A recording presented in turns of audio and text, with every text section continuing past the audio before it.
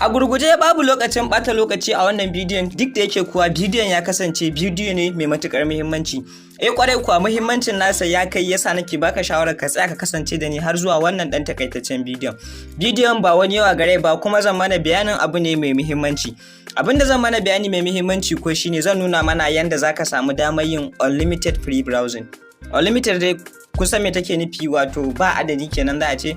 Browsing ne zaka yi shi babu adadi, ko me zaka iya yi, any social media platform zaka iya shiga kai kallo, zaka iya downloading, zaka iya browsing komai, kuma zaka iya yi duka a kyauta, ko da a ce kuwa layinka babu ko sisi a ciki. Kasance da ni har zuwa ƙarshen wannan bidiyon domin gani yadda zaka san wannan hanyar.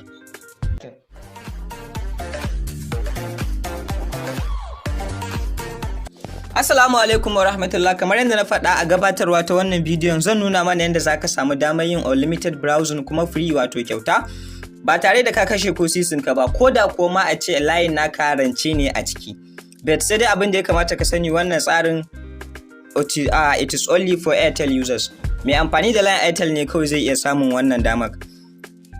Idan har ka manta baka danna ma wannan channel subscribe ba, to ka daure ka danna mana subscribe domin samun irin waɗannan damarmakin.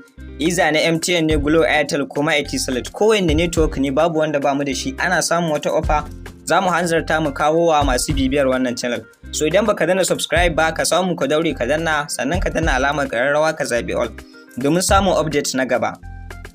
Matakan da ake bi domin samun wannan free browsing din ba wani yawa gare ba. Anyway dai kusan ma kowanne mai amfani da line Airtel zai iya samu, amma dai abin da na sani shine idan har ka kalli bidiyo na baya wanda na dora akan line Airtel, zaka ga cewa na nuna yadda zaka koma tsarin Chop Live, wato Airtel Chop Live. Zaka danna *644#.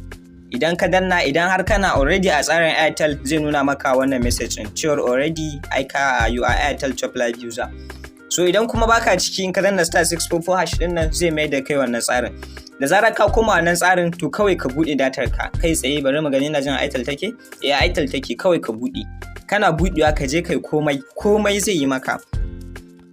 Kuma ko da a ce baka da data a layinka, amma sai dai ku sani fa shi offer irin wannan ba wani dadewa ya cika yi ba. So da zarar ka ga wannan bidiyon, ka daure kai try domin kai ma ka samu wannan damar. Idan kuma har baka samu ba, hakan ba shi yake nufin wannan bidiyon da muka kawo wai baya yi bane, muna sane muka kawo. No, maybe daga baya kamfani sun fahimta ne, sun rufe. Za ku gane haka duba da recent video da na kawo akan yadda ake goge bashin MTN. Na ji labarin yanzu shi ma ya daina yi sosai, ko kuma ce ni ma na gwada na ga ko za su bayar, ba sa bayarwa sosai, ba kamar da ba. So a takaice da kan cika mana surutu, wannan shine sanarwar da nazo dama zan yi a wannan bidiyon. Na gode da kasancewa da ni a wannan channel. Kada ka manta ka danna mun subscribe, alamar ƙararrawa, sannan ka danna ma wannan bidiyon nawa alamar like. Na gode, sai mun haɗu da ku a wani sabon bidiyon.